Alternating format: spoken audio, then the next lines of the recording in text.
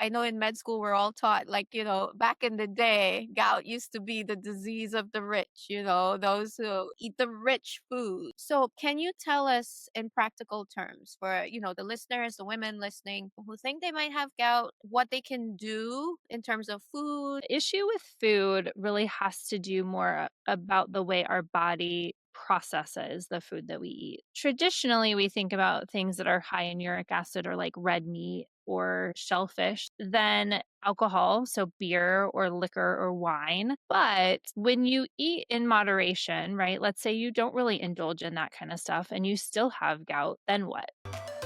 Hi, this is the Care Room with Dr. Cindy. Welcome. It's a space that was created just for you. I'm your host, Dr. Cindy, and this is a chance to get up close and personal with me. We're going to talk about the things in medicine that matter to you. We'll talk about the questions you've been carrying. We're going to have some honest conversations. We're going to hold space for joy, struggles, and everything in between. It's care that goes beyond the exam room. Care you're going to take home with you, whether you're listening while you're driving or you're listening while you're exercising. I promise that it's going to be care that's rooted in truth and a deep commitment to walking with you every step of the way. I'm glad you're here. Hi, everyone. Welcome, welcome, welcome, welcome to another episode of the Care Room with Dr. Cindy. And guess what? Today, I have the wonderful Dr. Brittany Panico back with us. That's so exciting. Yes, I'm so excited. And she's back and she's going to talk about a new topic for us on the Care Room, but it's a topic that she deals with every single day. And she's just here to share her pearls of wisdom. But for those guests who don't know who I'm talking about and why I'm so excited, I'm going to let her introduce herself.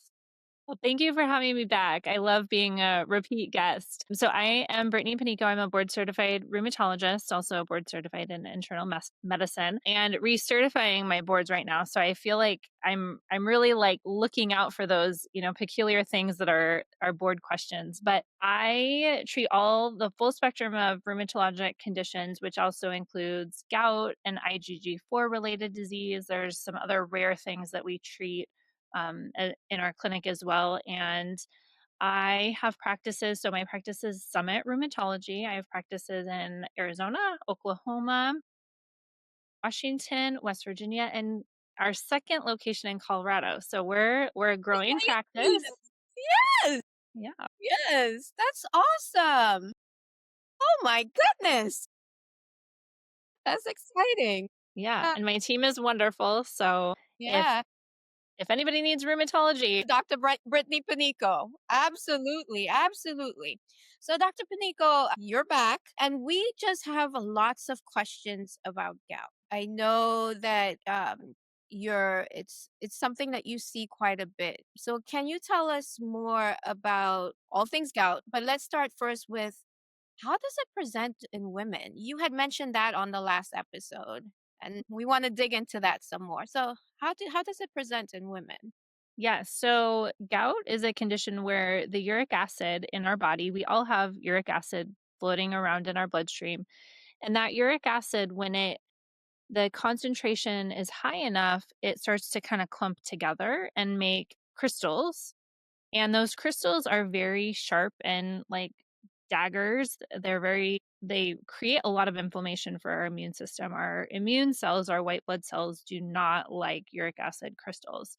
So when that happens, it tends to create this, we think about this like big explosion of pain, right? You think about gout as being somebody who has a really hot, red, swollen toe typically. And that's what we're taught in school. That's what we're taught in medicine and on our rotations. And when we're learning how to take care of patients, that's what we're told.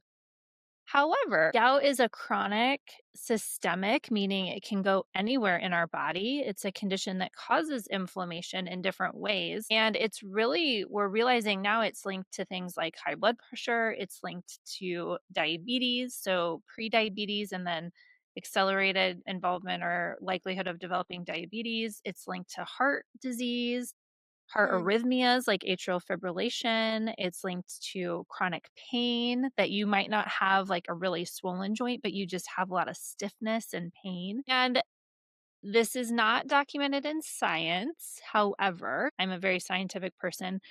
There's a tool called dual energy CT. And what that CT scan does is it uses a special technology to identify uric acid crystals and deposition within a space in the body. Okay. So, my clinic in Arizona, we have access to this CT and it's available in other places too, but not all states readily have this available. So, we're putting patients who come to us with a swollen joint after surgery. So, let's say you had a knee replacement and you have a persistently swollen knee, or you had surgery where you have a metal plate, like in your ankle or your wrist or your forearm, after, let's say, you fell and broke your arm and you have a metal screw or plate. Yeah. And we're finding uric acid in along that hardware, along that metal. So, there's a new phenomenon or newly seen phenomenon that's not really talked about very much about people having gout in joints where there's irritation or injury or metal Right. causing that uric acid to be really sticky and trigger inflammation in our immune system. So, the biggest misconception about gout is that women can have it. It is absolutely possible to have gout as a female, but you might not get it in your big toe. You might get it in your hands, and that may present as like knobby knuckles that are really tight and stiff, or that may present, like I said, after a knee surgery where you have uric acid along the lines of your replaced knee, Mm-hmm. or in your back potentially after you have back or neck surgery. So we're realizing that people who have chronic swelling of joints and chronic pain and inflammation, when we scan that part of your body, we're seeing these uric acid crystals light up. And so it's a really, I would say it's equally as frustrating as it is exciting, because it's frustrating that we don't have this technology available to everyone, but Right. it's also exciting that we're finding new ways that patients are developing gout. So that way we can talk about it and we can recognize, hey, I have a patient who just is really struggling with something inflammatory and I can't put my finger on it. Right. And maybe their uric acid, when you do a blood test, looks normal on a blood test, but they have symptoms that are of this, chronic ongoing inflammation.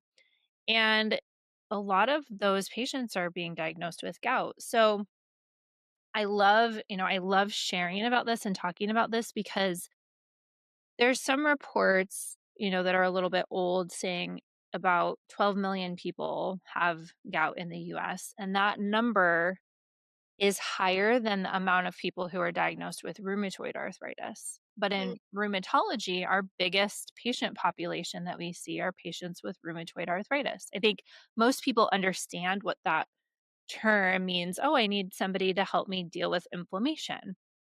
Well, if there's more gout patients by numbers alone, we're not treating all of those people. We're not getting them into our office and actually seeing them and treating them for gout.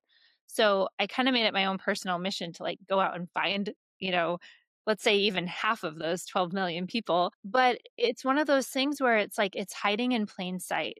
Sure. Really, I really believe gout is hiding in the next 1 to 4 people sitting in front of us in the office. And Right. we just are not seeing it because it doesn't present in a way that we were taught or that we know of, or when we do a Google search, it comes up and says, this is what gout should look like. And so we're really in this phase of medicine right now where we get to redefine gout and we get to diagnose it in people, even young people. I have patients who are my age that I'm treating for gout. And it used to be something that we thought, oh, well, you don't get that till you're older, right? My grandfather had it, or my dad had it when he was in his 70s or 80s, right? But Younger and younger. so much that we're learning about gout and how it's related to genetics and how it's related to the way that our body actually filters out uric acid, and there's not as much weight about the foods that we eat, although that's important because uric acid is a byproduct of breakdown from food. So protein sources. Uric acid's in everything though. If you do a Google search about, what foods contain uric acid, spinach, broccoli, right? Like the healthy stuff we tell our patients to eat more of also has uric acid because it's everywhere. But if our body can't get rid of it the same way that we get rid of salt or we get rid of, waste essentially, then it sticks around and it truly is sticky. It's a sticky molecule. So when it sticks around and then sticks together and then goes and attaches somewhere, I kind of paint the picture for people when, when you're driving along and there's a pothole, right? And that pothole gets bigger and bigger and bigger the more people hit it, and then the more the weather wears it down, right? So you might return to that place 6 months or a year later, and that pothole now is like a big, big hole if it's not repaired.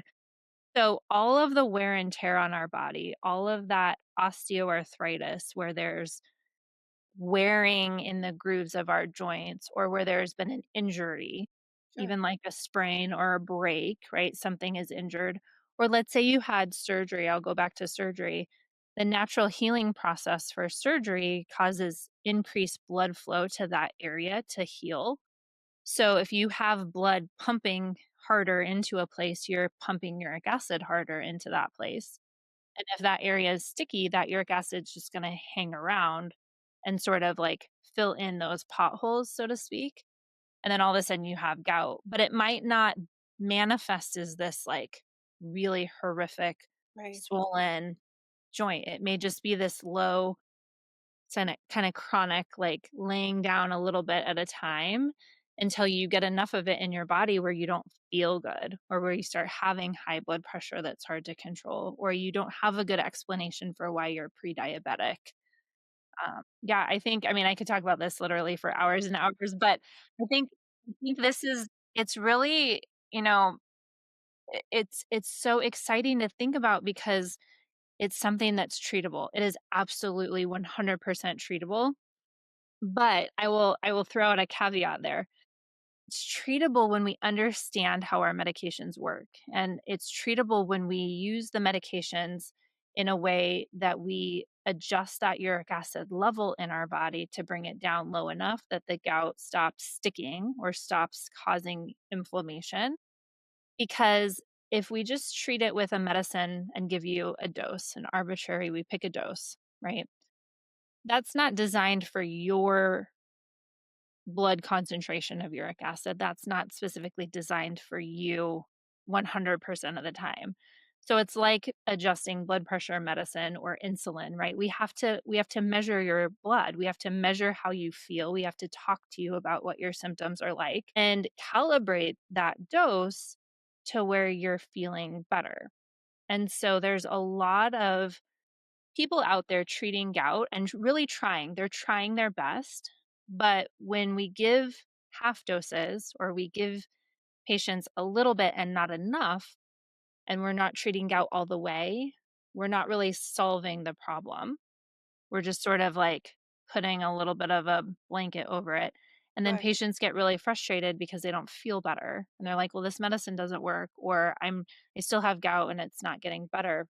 So I really tell my patients that I diagnose, like, this has to be monitored frequently because your levels may change over time. Your body is trying its best to kind of be even and balance it on its own, but we need the medication to help balance it out even more. And again, just like if we gave everybody the same dose of the same blood pressure pill, right? We know that people don't respond the same to every kind of medication, and we have to have you come back in and check your blood pressure and follow that. And the same as with gout. We have to actually follow that. Okay. So you've told us what gout is. You've told us, what it can look like with our joints. You've explained to us how we can diagnose it. So there are blood tests, and now there's this new machine that your office is using. How common is that? Like, how accessible is it? Yeah, that's a good question. So I don't have an exact count of like which states offer it or where it's offered, but imaging centers or like university type settings typically will have access to something like that. So it's called dual energy CT. And so sometimes it just takes communicating with, the place that you send for imaging. But if that's not available, Sometimes ultrasound can be helpful. There's ways that we can use ultrasound to diagnose gout. An MRI will show you if there's damage to the bone. So it's really important that we image to see if there's been damage to the bone. And Sure. I can show you if there's inflammation, but it doesn't tell you why there's inflammation there. So one of the things that is tricky with an MRI is that if you also have, let's say, a positive rheumatoid factor when you have your blood work done, or let's say you already have a diagnosis of like psoriatic arthritis, for example, those things can look like they are separate from gout, but the inflammation is really coming from gout more specifically. So it doesn't tell you where the inflammation is coming from when your blood tests are showing other things. So I have a lot of patients who have psoriasis and psoriatic arthritis that we have on, one of the biologic medications that there's commercials for, the autoimmune medications, and they have this just like one or two joints that stays swollen. And when you kind of go through 3 or 4 of these medications, right, we call it cycling, when you're sort of moving around trying to find a medication to work to Yeah. get that swelling down, that should really raise the question, well, could I also have gout too? Because a lot of times to get that swelling to go down in that joint, let's say it's your wrist or your ankle, we can do an injection. We can give you like a steroid, a Kenalog or steroid injection into that joint to calm the swelling down. So it helps, but it doesn't solve the problem, the reason that the swelling is there in the first place. So a lot of patients, and I am completely guilty of this, which is why I am shouting it out to the world, right? Because I've been there and I've done this, Sure. is we try to use the medication in a way that we think it should work. I think you should be getting better with this.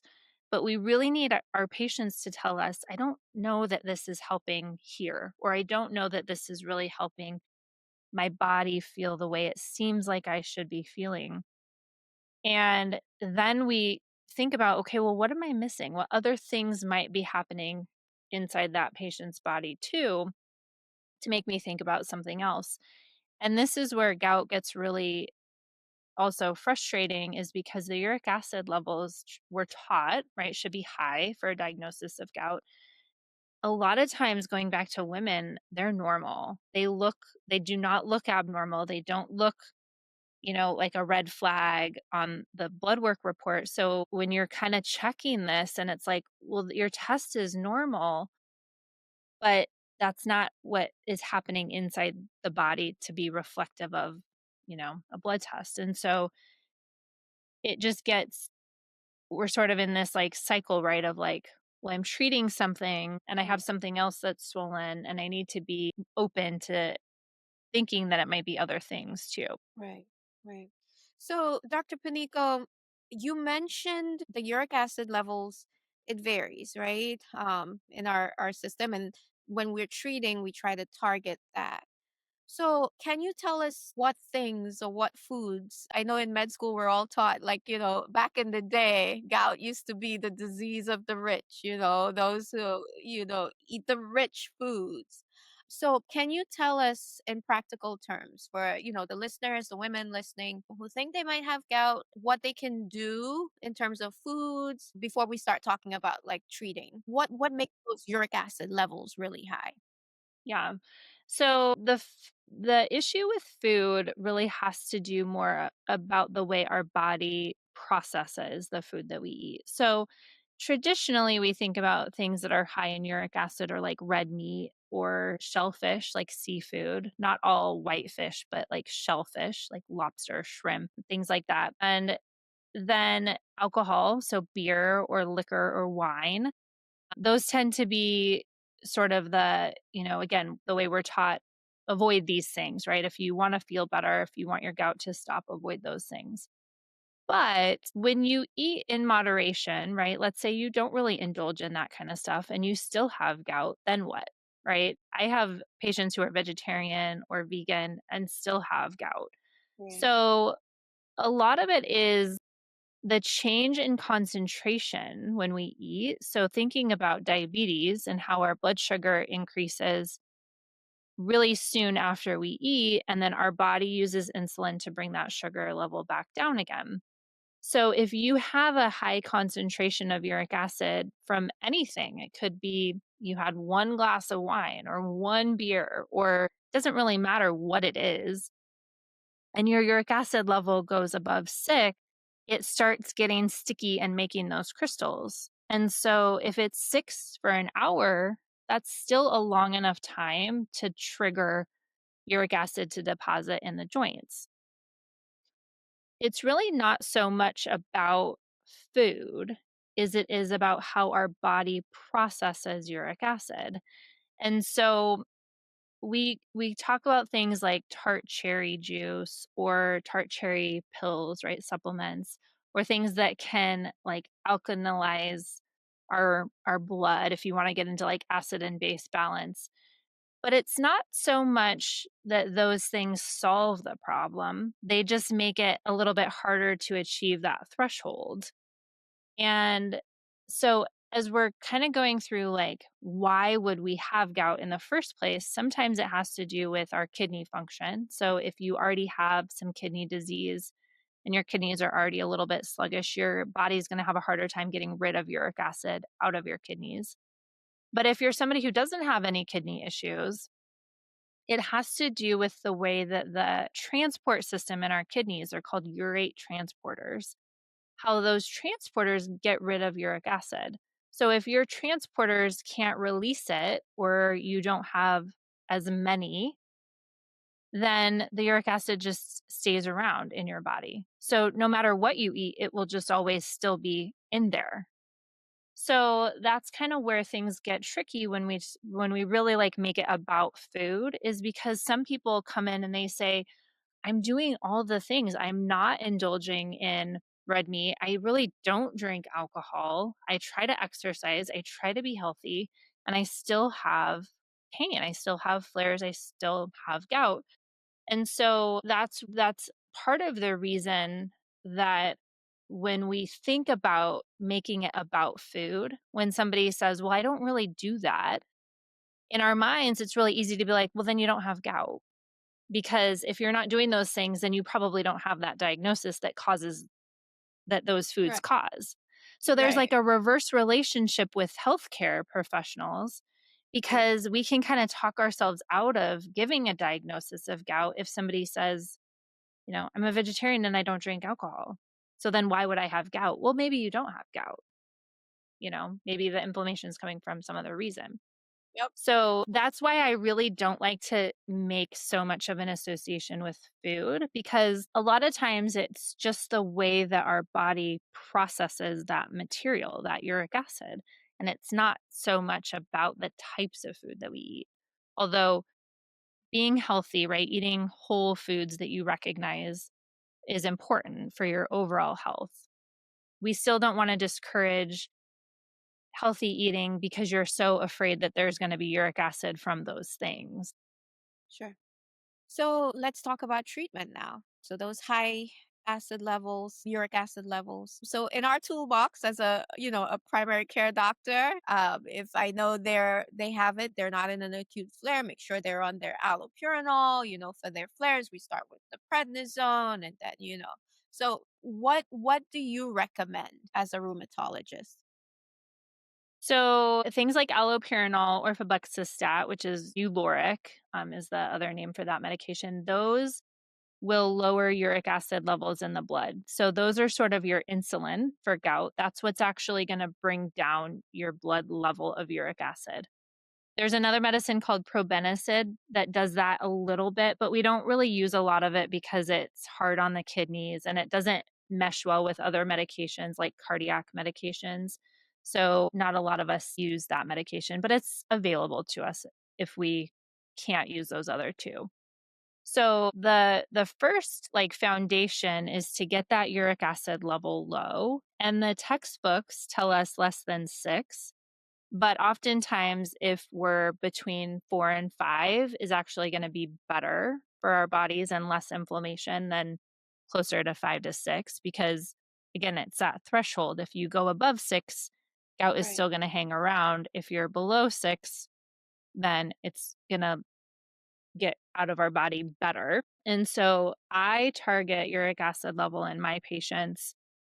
I try for 4 to 5, and if they're still having symptoms, if they're still flaring, if we can't get things under control, then we may have to go lower than that. And there's a medication IV treatment called Krystexxa that will actually flush out essential uric acid from our bodies. It's given every 2 weeks, and it just really gets the uric acid out. It makes your level go down, sometimes undetectable. Sometimes we can't even measure it, that it's essentially like takes out uric acid from our bodies, but it works amazing. It works very well. That has to be given through an infusion center. So that's like a step after the pill kind of treatment. So those really are the only medications that change your uric acid in your blood. And that's how you really get to the root of gout. And again, I use the analogy with diabetes because if you're going to treat a patient with diabetes only with oral medicine, right? With metformin or glipizide or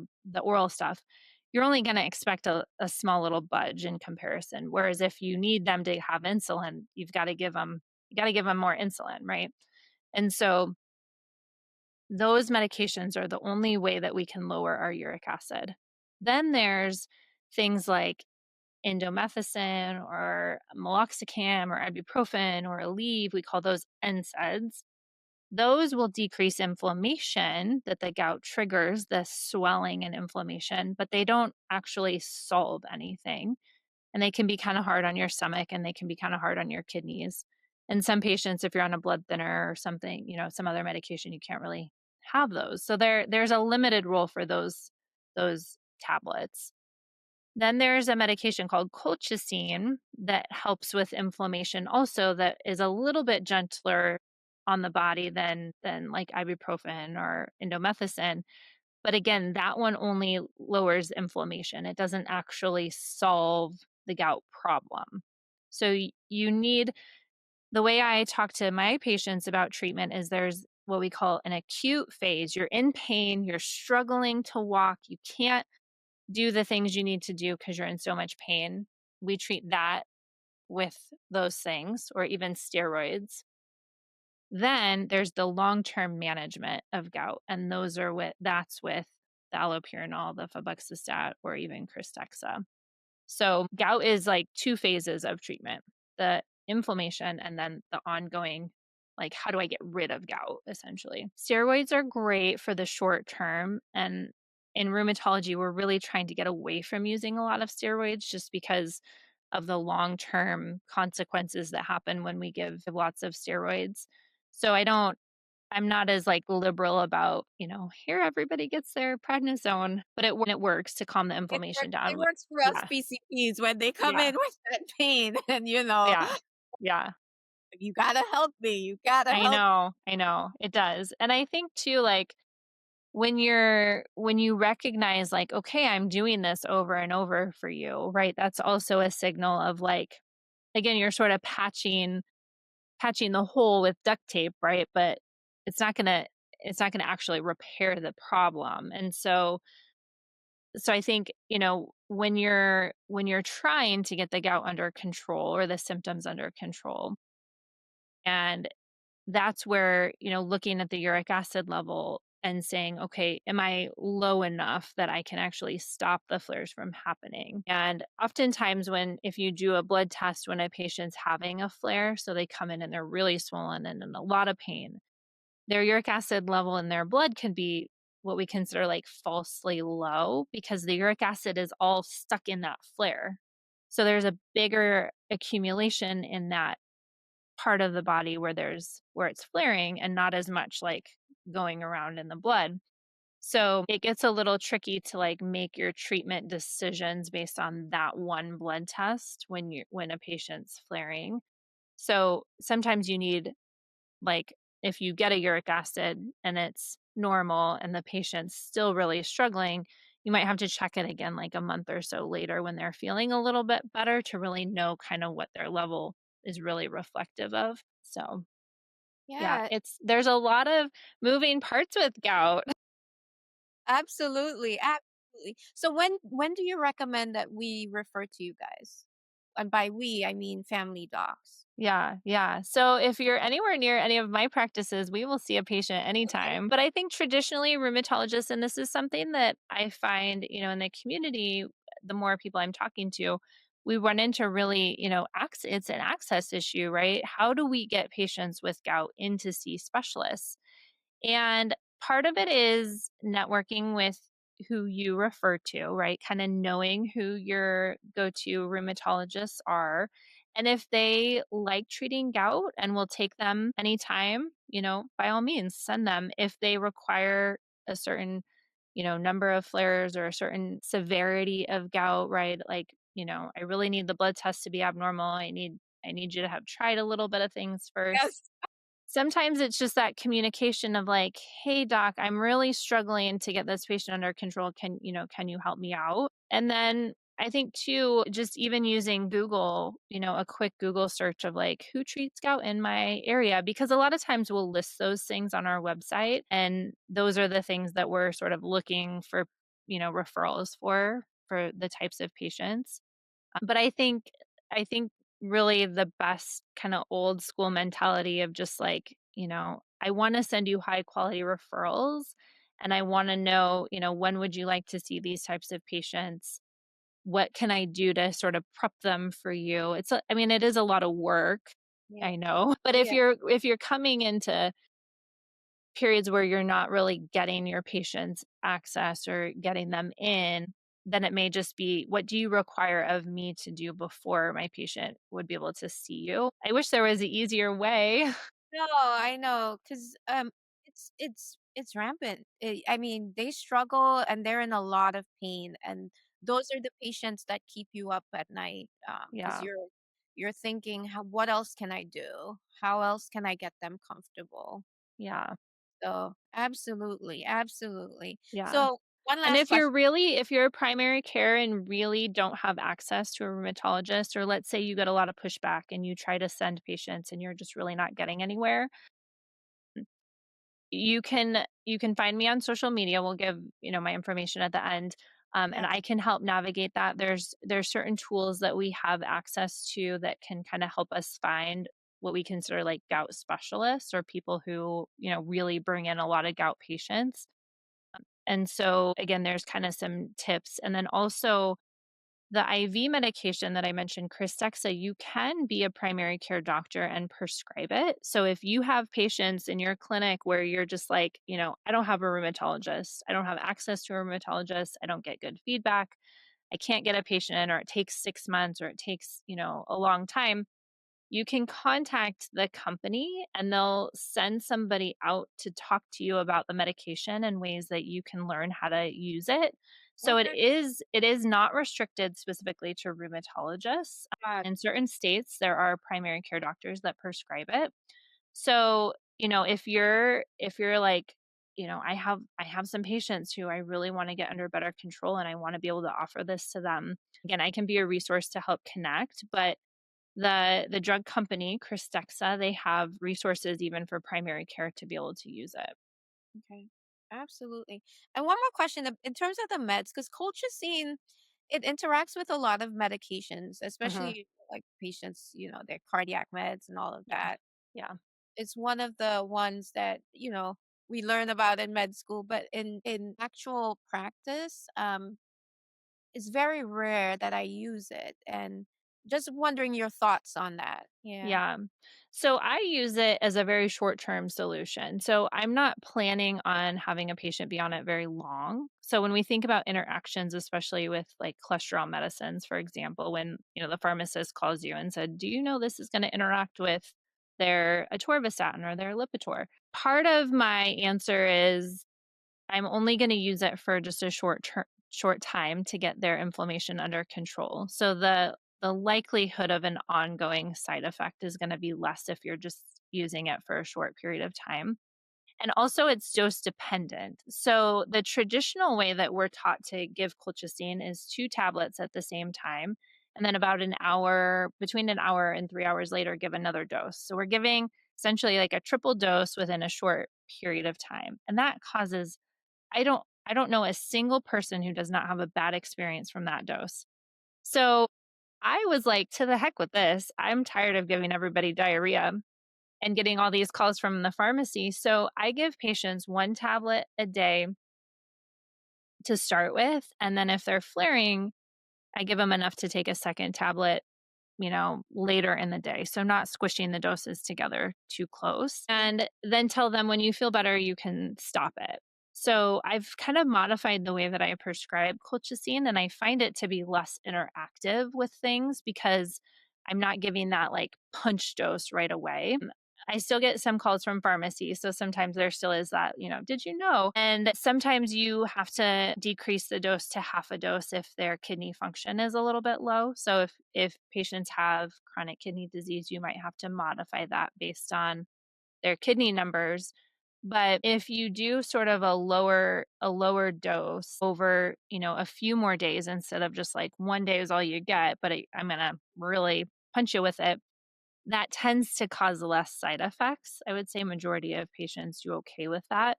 And then also because colchicine has kind of this has it can be expensive. And so if you give people 3 tabs at a time, they're paying a copay every single time they try to fill it. Whereas if you give them, say, 30 tablets with the expectation they may use, 5, one for one episode and then a couple for another episode, they get more economic benefit out of it that way. So I've gotten really creative. I could give you 15 examples of how I use colchicine, but it's kind of again like tweaking it so that it's less sort of spooky and less side effect inducing, and just practice like just manipulating that based on what the patient's telling you instead of that sort of, we kind of have like, well, this is the standard dose, right? This is how we do it. But there's really not a rule that has to be done that way. It just that's how people pass along Yeah. sort of that myth, right? Of like, well, this is just how you do it. But you can actually prescribe it, many different ways. Yeah. Thank you for that. Thanks. So, any final thoughts on gout for our patients My listening? my biggest message is if you have any inkling that something doesn't feel right, if you are swollen and it doesn't get better, or you have lumps or bumps, we call those tophi, where you have, soft, kind of tender bumps coming out of your skin, or you have a family history of gout and you're just curious. Let's say you just want to know, could I have gout? Having your blood work checked and trying to ask for an evaluation for gout is really the first step in discovering that diagnosis, because there's so many people out there in healthcare and industry, you know really any type of person doing blood work really, who says no, it's not going to be that, right? But how do we know when we can't see what's happening inside the body? If you have any curiosity, could I have gout? The first step is having your blood work tested. If your blood work is normal and have access to do some imaging of that area, then any imaging is going to be better than none at all. So even if it's an x-ray to look to see if there's damage to the bone, or a CT to see if there's swelling around the tendon or a structure where there might be some swelling, anything will be more helpful than nothing at all. Seeking really like asking your healthcare team the questions of, I think I might have this. I want to be checked for it, because the more that we can empower ourselves to be open to something, the more then that makes everybody accountable, right? Like, am I just going to sit here and tell you you don't have it without actually checking? Like, how believable is that? You know? And so I think gout, especially, is one of those things where we have to be open to the possibility that anyone can have it.